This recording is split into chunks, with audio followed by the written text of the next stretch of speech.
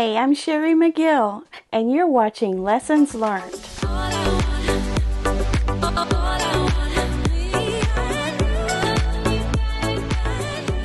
Hello, welcome to Finish It Friday. We're here again, another Friday, another bunch of finishes from myself and from you guys.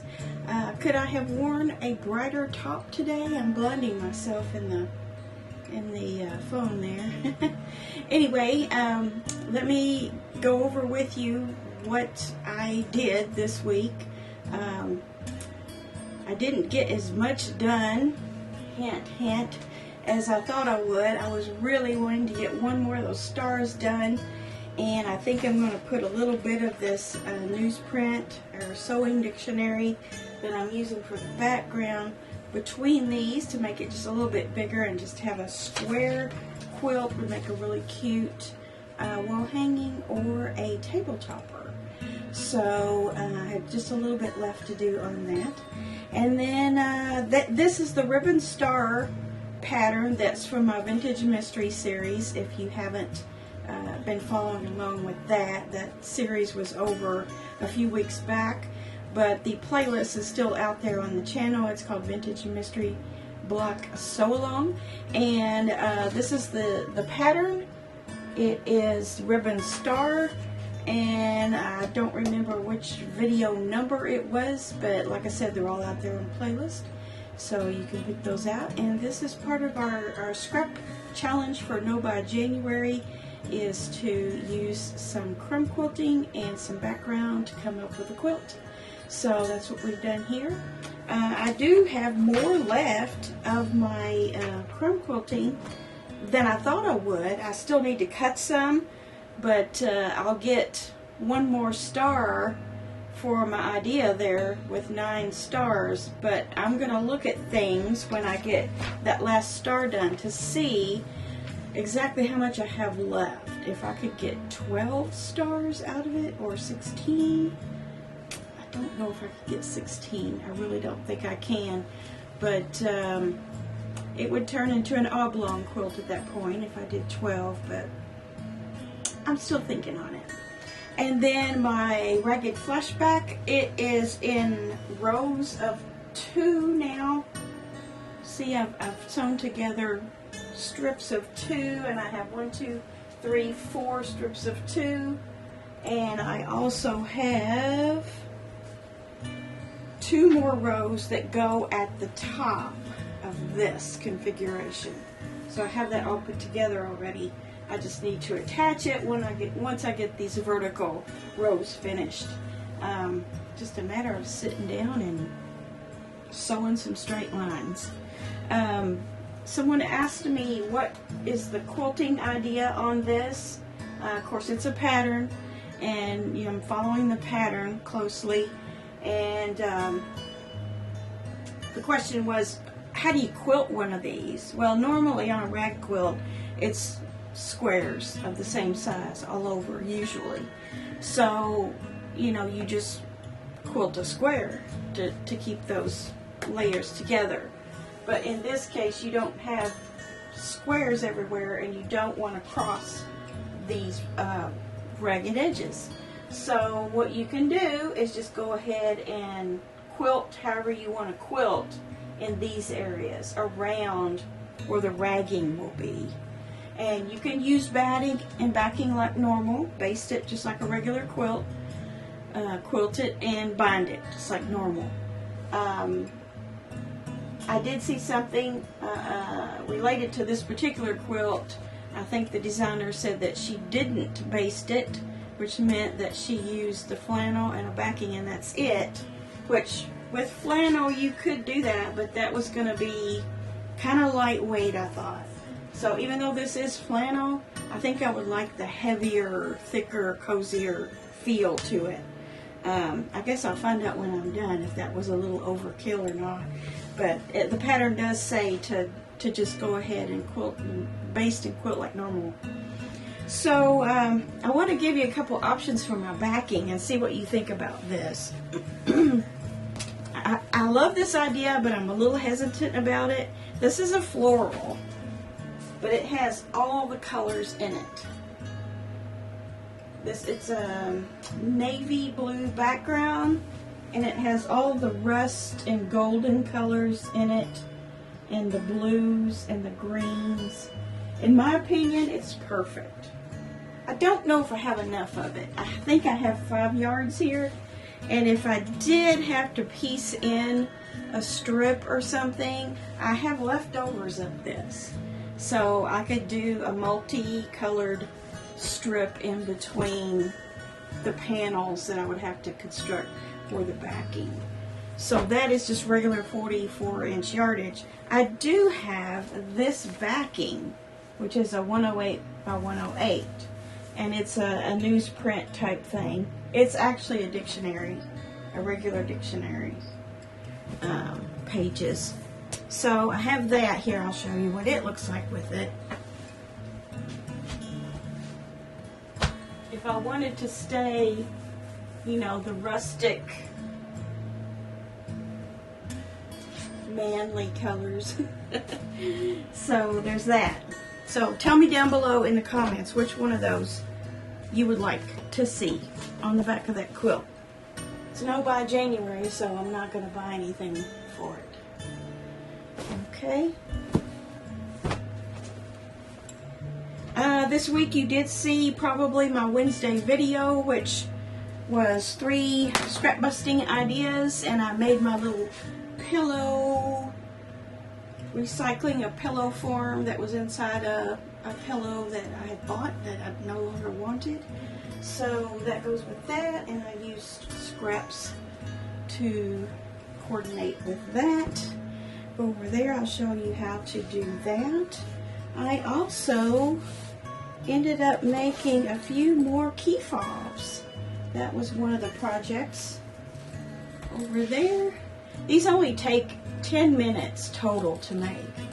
So if you get bored, go grab a fat quarter off your shelf and have some of this hardware around.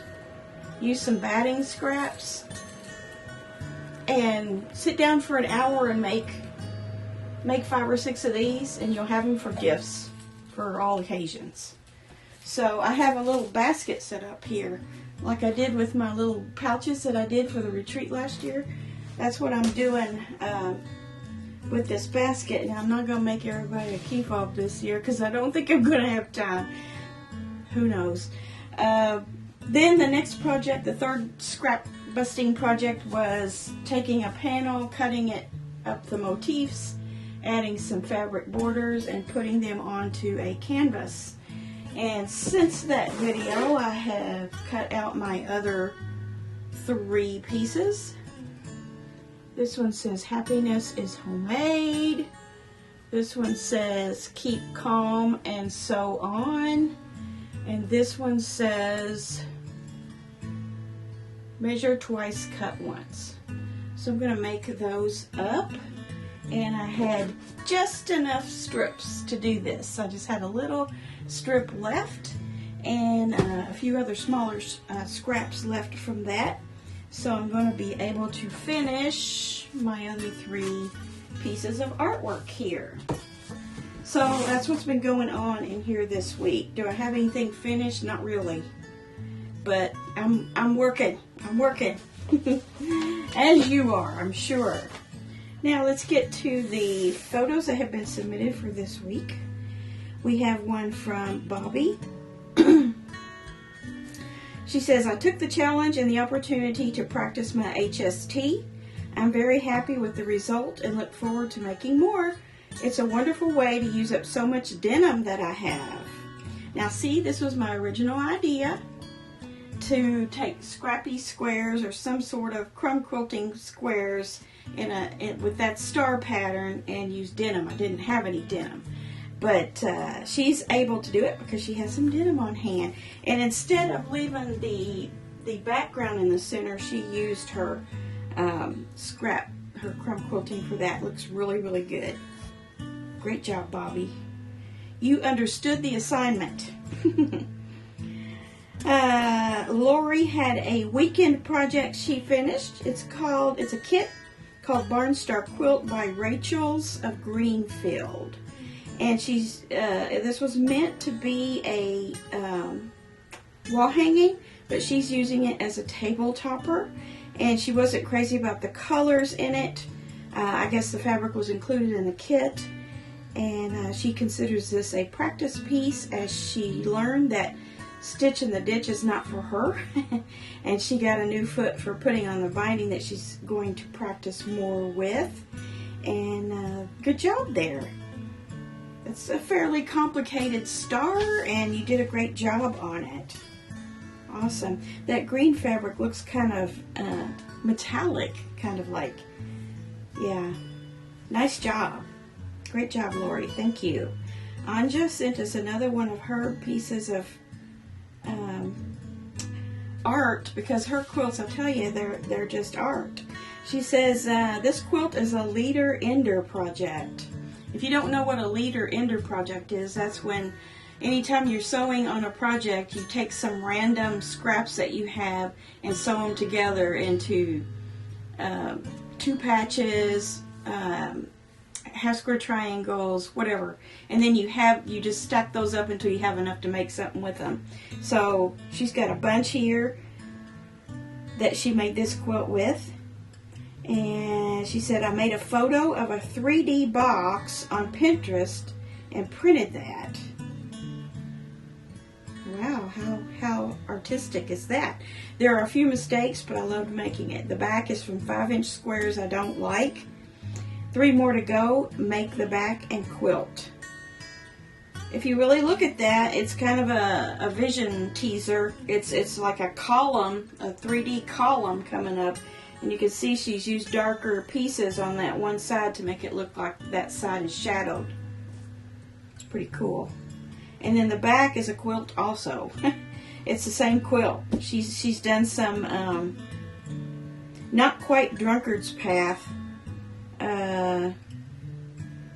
No, those are the 5-inch squares that she used. I thought she had pieced some of them there for a second, but I think that's a certain fabric she used that has that shape in it. You're really good with designing the layouts. Very nice. Okay, good job, Anja. We always enjoy your stuff. And then here's another one from Carol. Carol, our hand-dyed expert. She says, here's another drunkard's path. She had that one, I think it was last week I showed you. I think it was orange and pink. She says, here's another drunkard's path quilt, which was so easy and quick, as I said before with my last drunkard's path quilt. I used 8 fat quarter pack in commercial prints and added some batiks and my hand-painted fabrics. I wasn't sure how the fabrics would play together, but the quilt looks great. If anyone is leery of using commercial prints and batiks together, just go for it and you'll be pleasantly surprised. Yeah, it's all 100% cotton, so it's not an issue. It was a full-size quilt, 81 by 90, and I free motion quilted an all-over swirl on my sit-down long arm machine. Beautiful. As usual. That drunkard path block, you could turn that so many different ways and make so many different designs. You can make it look vintage, or you can make it look modern. This is more of a modern look. It's gorgeous.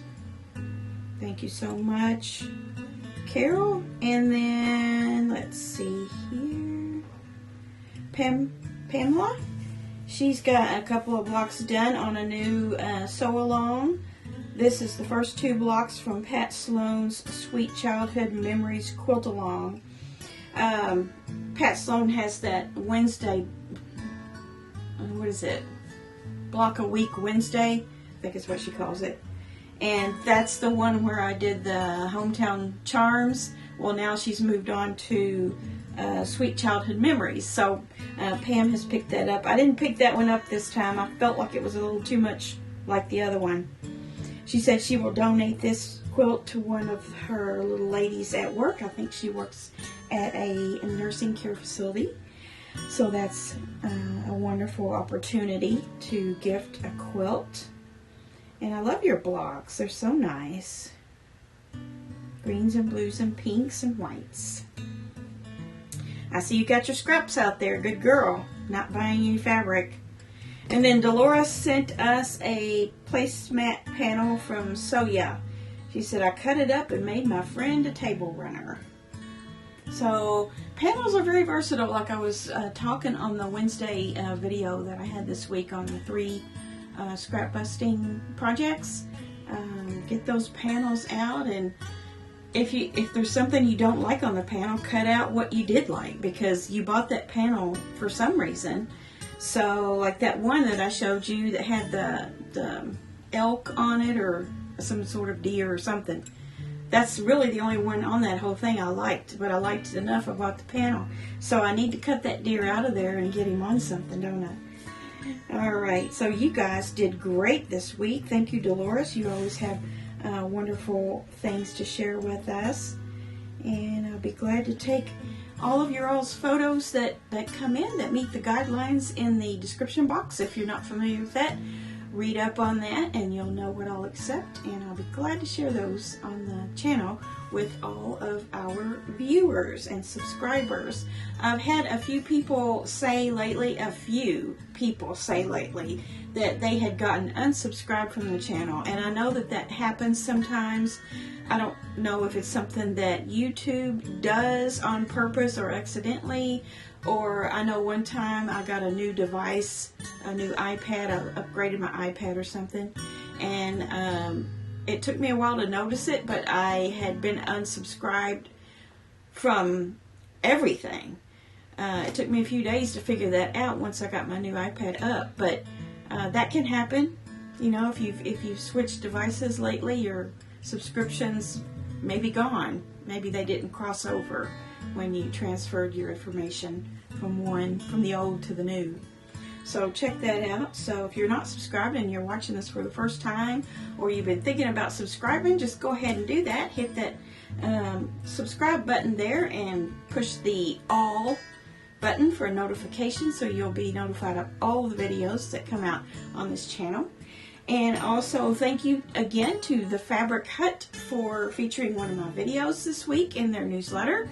And be sure and go over there, thefabrichut.com, and order yourself some titanium blades, because those blades are really good. Really good. So go get you some. And yeah, I think that's it for today. So thank you so much for tuning in, and we'll see you guys on Monday for Monday Quilt Chat. In the meantime, be sure and sew something every day. All right, bye.